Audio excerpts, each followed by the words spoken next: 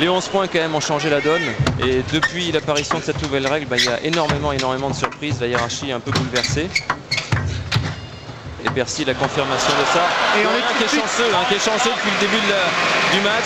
Et on est tout de suite dans la qualité avec un échange de tout premier ordre pour le premier point de cette manche inscrit par UCU. Et la volonté de ramener le Coréen à la table, mais des attaques qui ne trouvent pas la cible, c'est ce qu'il semble se dire la Kanga. Il essaye un petit peu tout, il varie, la première forte, doucement, le ramener à la table, mais malheureusement, à chaque fois qu'il veut placer son coup fort, c'est soit dans le filet, soit dehors. Il est frustré, j'ai l'impression, Kanga surtout. Et il est mené 2-0. Et 3-0 maintenant. Kanga au service, il est mené 3-0. Et 3-1, premier point là, avec un Coréen qui ne se contente pas de défendre, puisque là en position presque défensive, c'est lui qui donne l'impulsion. Ouais, c'est toute la difficulté de la gestion du match et des sets pour Kanga, c'est qu'il ne sait pas vraiment trop sur quoi s'appuyer. Tantôt il défend, tantôt il attaque. Et là, il a fait un beau travail de décalage sur le plein coup droit, il le ramène à la table.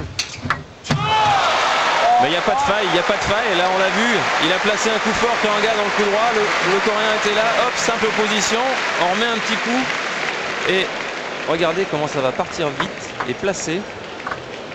Maintenant dans son regard,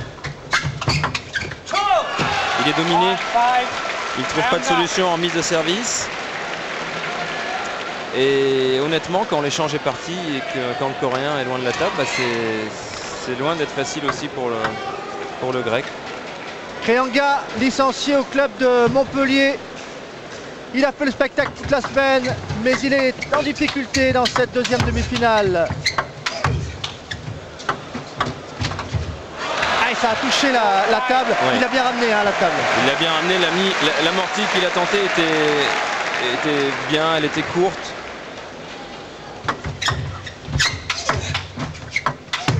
« 5-2 et 6-2 »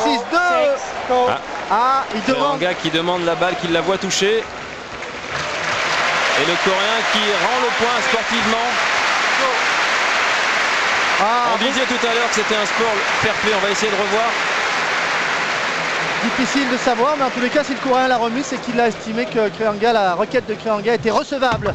5-3, ça change tout. Et bien voilà, il est fair play, mais il a du talent, UCU. Remise de service mal adaptée de Kanga. 6-3 et 7-3 avec la copie conforme du point précédent. C'est ça, c'est toute la problématique de ce match et que Kanga a dans la tête, c'est que d'habitude quand on joue un défenseur, on peut se permettre de faire des remises un peu approximatives parce qu'on sait que le joueur ne va pas attaquer. Et là, il faut non seulement faire attention, et puis il faut surtout la placer comme si on jouait un attaquant puissant, et c'est très déstabilisant pour lui. 7-3 et 7-4 avec une bonne attaque de revers en ligne droite.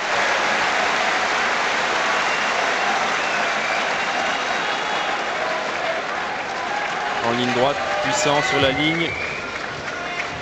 Pas très content de sa remise quand même le Coréen. 7-5 maintenant et 2 services pour le Coréen.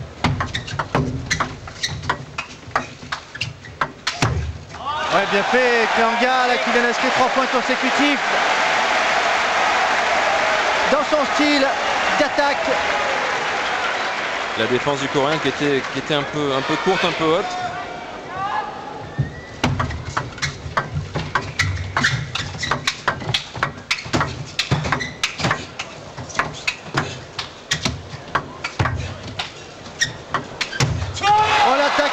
Mais quelle défense à nouveau, quel effet dans la balle de UCU. Il est vraiment impressionnant. Là, une nouvelle fois, un échange qui part en top sur top et encore, il ne le perd pas. Ça revient un petit peu en défense. Kanga qui veut forcer, mais ça sort. Il a voulu jouer trop fort, certainement.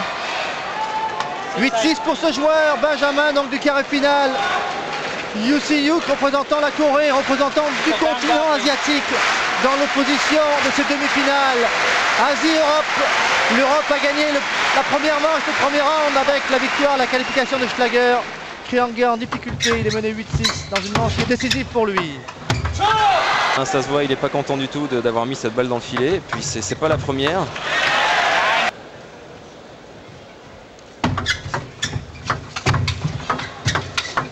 Ouais, la bonne défense et la contre-attaque de Krianga. Il fallait bien sauvé, oser. regardez, il était vraiment mal, il fait une simple opposition avec la raquette, ça revient fort et il arrive à reprendre l'initiative à envers. Il était important ce point parce que il était vraiment mal barré. 9-8,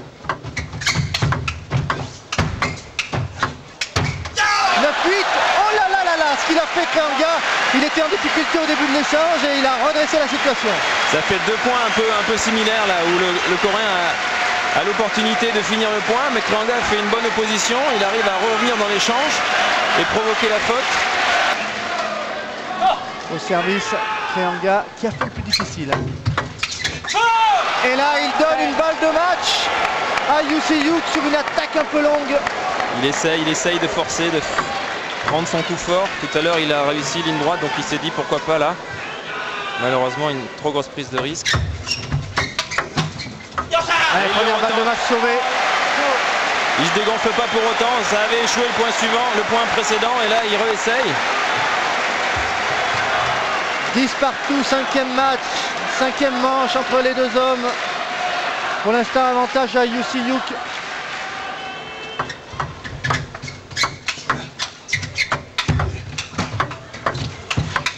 Oui, il a pris l'initiative, ce que vous disiez, hein. C'est un défenseur qui attaque.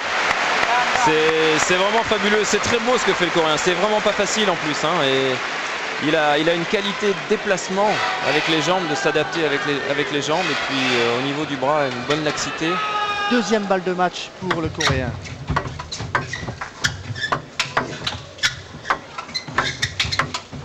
Il a pris l'initiative et voilà Yuseyouk, l'inattendu qui se retrouve en finale de Bercy.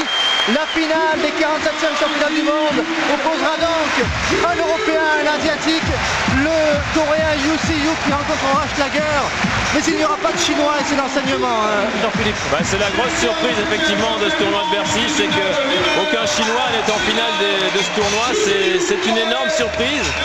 Je crois que le public aujourd'hui est déçu de ne pas voir Krianga en finale. Il aurait aimé qu'il y ait 2 Européens en finale parce que c'était les chouchous. Mais de notre côté, on a encore cette rivalité Europe-Asie en finale. Et c'est quelque part, même si c'est pas un Chinois, c'est un Coréen. Et c'est quand même bien pour le tennis de table.